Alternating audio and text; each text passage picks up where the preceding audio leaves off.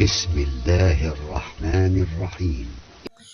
قل أوحي إلي أنه استمع نفر من الجن فقالوا إنا سمعنا قرآنا عجبا يهدي إلى الرشد فآمنا به ولن نشرك بربنا أحدا فأنه تعالى جد ربنا ما اتخذ صاحبة ولا ولدا فأنه كان يقول سفيهنا على الله شططا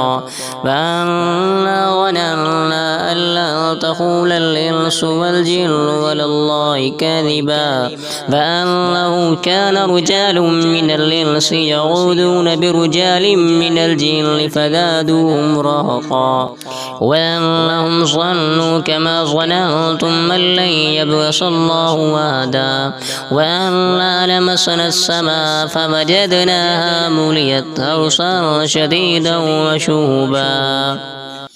فأنا كنا نقعد منها مقاعد للسمع فمن يستمع الآن يجد له شهابا رصدا فأنا لا ندري شر أريد بمن في الأرض أم أراد بهم ربهم رشدا فأنا منا الصالحون ومنا دون ذلك كنا طرائق قددا فأنا ظننا أن لن نعجز الله في الأرض فلن نعجزه هربا فأنا لما سمعنا الهدى آمنا به فمن يؤمن بربه فلا يخاف بغصا ولا رهقا فأنا منا المسلمون ومنا القاسطون فمن أسلم فأولئك تهروا رشدا فأما القاسطون فكانوا لجهنم حطبا فأن لم استقاموا على الطريقة لأسقيناهم ماء غدقا لنفتنهم فيه فمن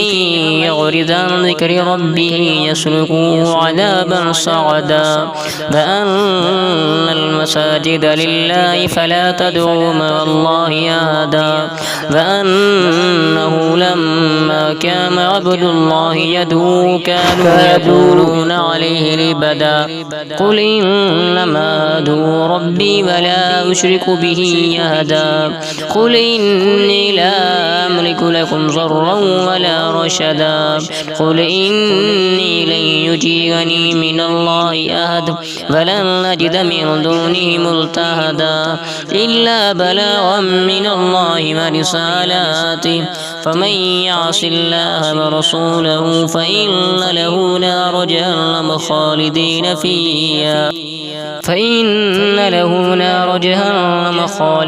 فيها أبدا حتى إذا رأوا ما يوعدون فسيعلمون من نضعف ناصرا وأقل عددا قل إن أدري قريب